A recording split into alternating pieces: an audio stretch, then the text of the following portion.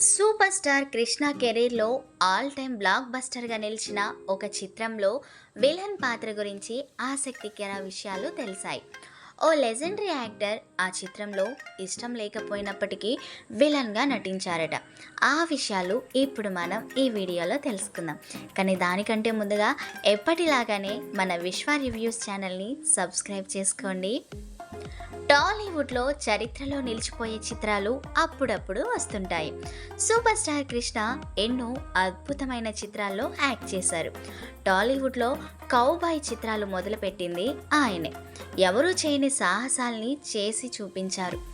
Super star Krishna ఎన్ని అద్భుతమైన చిత్రాల్లో నటించినప్పటికీ అల్లూరి సీతారామరాజు చిత్రానికి ప్రత్యేక స్థానం ఉంటుంది.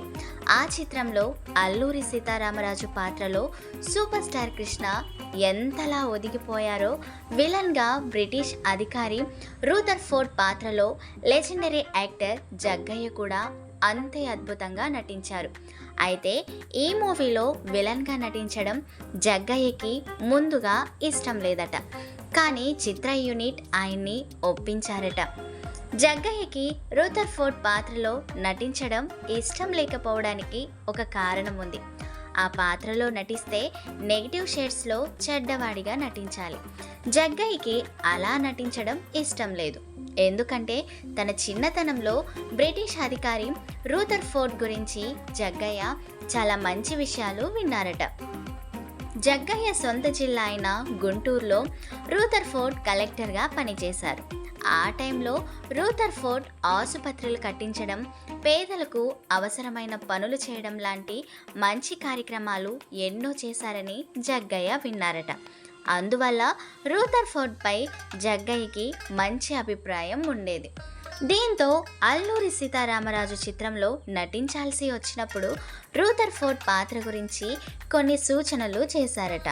ఆయన పాత్రని కంప్లీట్గా ఒక యాంగిల్లోనే నెగిటివ్గా చూపించడం కరెక్ట్ కాదు. ఆయన తన దేశానికి కట్టుబడిన సిన్సియర్ అధికారి. ఆయన కోణం నుంచి కూడా కొన్ని మంచి డైలాగులు రాయండి అని చెప్పుకొచ్చారట. ఆ విధంగా జగ్గయ్య అల్లూరి సీతారామరాజు చిత్రంలో యాక్ట్ చేశారు. అల్లూరి సీతారామరాజు మూవీ చరిత్ర సృష్టించిన చిత్రంగా నిలిచిపోయింది. ఈ మూవీ తర్వాత కృష్ణ నటించిన చాలా చిత్రాలు ఫ్లాప్ అయ్యాయి. అల్లూరి సీతారామరాజు చిత్రం పెంచేసిన అంచనాల్ని ఆ తర్వాత కృష్ణ నటించిన చిత్రాలు ఏవి అందుకోలేకపోయాయి. అంతలా ఆ మూవీ ప్రభావం ఉండేది. సో ఫ్రెండ్స్, విన్నారు కదా, మీకు నచ్చిందనే అనుకుంటున్నా. మరొకసారి మర్చిపోయి ఉంటే మన విశ్వ రివ్యూస్ ఛానల్ని సబ్స్క్రైబ్ చేసుకొని లైక్ చేసి షేర్ చేసి కమెంట్ చేయండి ప్లీజ్.